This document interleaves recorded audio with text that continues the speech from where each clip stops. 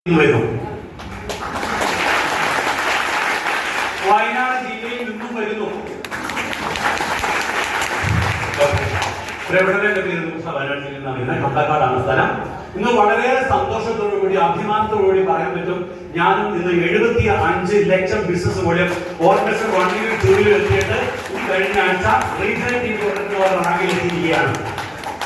4 മാസം മുന്നേ ഈ ഒരു മീറ്റിംഗ് ഇതിന്റെ മുകളിൽ നടക്കുന്ന സമയത്ത് അന്ന് ഞാനായിരുന്നു GTS പ്രസന്റേഷൻ എടുത്തത്.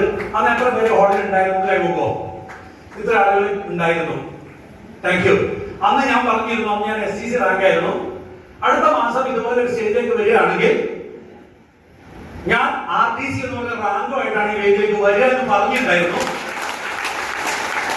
പക്ഷെ അതിനോട് നിറവേറ്റാൻ പറ്റിയ സന്തോഷത്തിലാണ്. ചെയ്യാൻ പറ്റുന്നതൊക്കെ പറയാനും പറയുന്നതൊക്കെ ചെയ്യാനും പറ്റുന്ന സുന്ദരമായ ഒരു ഇൻഡസ്ട്രി ഉണ്ടെങ്കിൽ direct selling marketing. Direct selling marketing എന്ന് പറയുന്നത് ഇന്ത്യയിൽ നോക്കുമ്പോൾ നിങ്ങൾ നോക്കിയാൽ ഒരുപാട് കമ്പനികൾ കാണാം. ആ കമ്പനിയുടെ top 10 direct selling company in India 2025 അടിച്ചാൽ 10 കമ്പനികൾ പൊങ്ങി വരും. അതിൽ 10ാം സ്ഥാനത്ത് നോക്കിയാൽ നിങ്ങൾക്ക് മൈലേജിനെ കാണാൻ പറ്റില്ല. 9ലും 8ലും 7ലും 6ലും 5ലും 4ലും 3ലും 2ലും നോക്കിയാൽ നിങ്ങൾക്ക് കാണാൻ പറ്റില്ല. അതിന്റെ സ്ഥാനം കാണണമെങ്കിൽ അതിന്റെ 1ാം സ്ഥാനത്തേക്ക് നോക്കണം. ഞാൻ 10 വർഷം മുന്നേ അതായത് 3 വർഷം 3.5 വർഷം മുന്നേ വരെ ഖത്തറിലായിരുന്നു. ഖത്തറിലെ അഡ്വർടൈസ്മെന്റ് വിങ്ങിൽ മാനേജർ ആയിരുന്നു, പത്രത്തിലായിരുന്നു. കുഴപ്പമില്ലാത്ത നല്ല സാലറി ഉണ്ട്, ഏകദേശം 3 ലക്ഷം രൂപ സാലറി. ഞാനൊരു സിംഗറാണ്, സ്റ്റേജ് പെർഫോമർ ആണ്, അവതാരകനാണ്. ഇതൊക്കെ ചെയ്തുകൊണ്ട് നല്ല വരുമാനം ഉണ്ടാക്കും. അത് ഉണ്ടാക്കുന്നതിന്റെ ഇടയിൽ എന്റെ ഫാദർ ഓർഷ ഡ്രൈവർ ആയിരുന്നു, ഞാൻ കൽപ്പറ്റയിൽ ഓർഷ ഡ്രൈവർ ആയിരുന്നു. നമ്മൾ പഠനമൊക്കെ കഴിഞ്ഞിട്ട് അടുത്തൊരു ജോലിക്ക് പോകാൻ വേണ്ടി നിൽക്കുമ്പോൾ അതിനൊരു ജോബ് ഹണ്ടിങ് ഉണ്ടാവില്ലേ, ജോബ് തിരുന്നതിനിടയിൽ. അപ്പൊ നമ്മൾ ചെയ്യുന്ന ജോലി നമ്മുടെ ഫാദർ എന്താണോ ചെയ്യുന്നത്, ഫാദർ സഹായിക്കാനാണ് 90% ആളുകളും പോവുക. അച്ഛൻ ചെയ്യുന്ന ജോലിയായിരിക്കും മക്കൾ ചെയ്യുക. 15 കട നടത്തുന്ന അച്ഛനാണെങ്കിൽ അച്ഛനെ സഹായിക്കാൻ വേണ്ടി മകൻ ചേഞ്ച് ചെയ്ത് അറിയാതെ അവൻ പോലും അറിയാതെ 15 കടക്കാരനാകും. ഒരു ഓർഷ ഡ്രൈവർ ആണെങ്കിൽ അറിയാതെ മകൻ ഡ്രൈവറാകും. ഒരു ആശാരി ആണെങ്കിൽ അറിയാതെ ആശാരിയാകും. ഡോക്ടർ ആണെങ്കിൽ അറിയാതെ ഡോക്ടറാകും. ഇതൊരു പ്രകൃതി നിയമമാണ്. അതുകൊണ്ട് ഞാൻ ഓർഷ ഡ്രൈവറായി. പക്ഷേ ആ സമയത്തും ഈ സമയത്തും ഓട്ടോറിക്ഷ ഓടിച്ച ആളുകളുടെ മാറ്റം എന്ന് പറയുന്നത് അവരുടെ പ്രായം കൂടി ഓട്ടോറിക്ഷയുടെ നമ്പറും സ്റ്റൈലും മാറി എന്നല്ലാതെ ജീവിതത്തിൽ പ്രത്യേകിച്ച് മാറ്റമൊന്നും കാണാൻ പറ്റില്ല.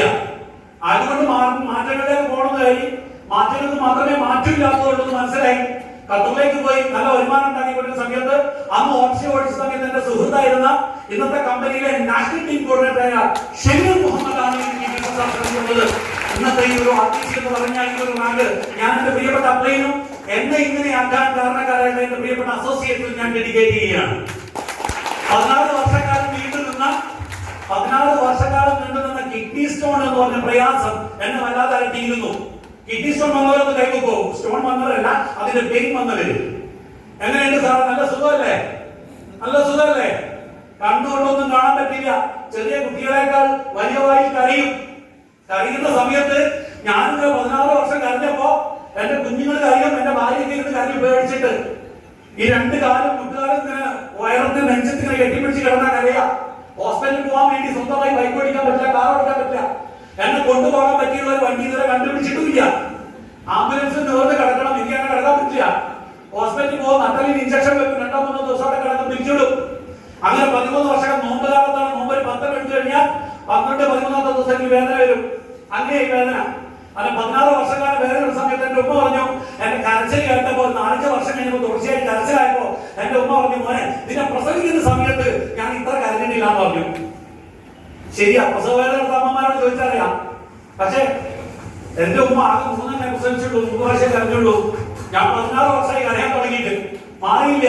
ആ സമയത്താണ് യൂറിഫ്ലഷ് എന്ന് പറഞ്ഞൊരു പ്രൊഡക്റ്റ് എന്റെ സുഹൃത്ത് പരിചയപ്പെടുന്നതും അത് ഞാൻ ഉപയോഗിക്കുന്നതും ഈ 16 വർഷക്കാലമായിട്ട് നീണ്ടു നിന്നുള്ള എന്റെ ആ പ്രയാസം മാറിയതും ഈ ഇൻഡസ്ട്രിയുടെ മഹത്വം മനസ്സിലാക്കുകയും ഇതിനകത്ത് വന്നിട്ട് ഇങ്ങനെയൊക്കെ വരുമാനം ഉണ്ടാക്കാമെന്ന് മനസ്സിലാക്കിയപ്പോ 6 മാസം ഈ ഇൻഡസ്ട്രി പഠിച്ച് പഠിക്കാനും പ്രവർത്തിക്കാനും, എങ്ങനെ പഠിക്കാനും പ്രവർത്തിക്കാനും തയ്യാറായപ്പോ 6 മാസം കഴിഞ്ഞപ്പോ എന്റെ ആഴ്ച വരുമാനം കൂടി വന്നപ്പോ ഞാൻ എന്റെ വിദേശത്തുള്ള ജോബ് ഞാൻ റിസൈൻ ചെയ്ത് ഫുൾ ടൈം കരിയറായിട്ട് ബിസിനസ് ചെയ്യാം. ഈ കഴിഞ്ഞ കാലത്തെയൊക്കെ നമ്മുടെ നേട്ടം പാസ്പോർട്ട് ആണ് എന്നുവെങ്കിൽ ഇനി വരാൻ പോകുന്ന കാലഘട്ടത്തിന്റെ ബിസിനസ് പാസ്വേഡിലാണ് എന്നുള്ളത് മനസ്സിലാക്കി തന്നത് ഈ ഒരു ഇൻഡസ്ട്രിയാണ്.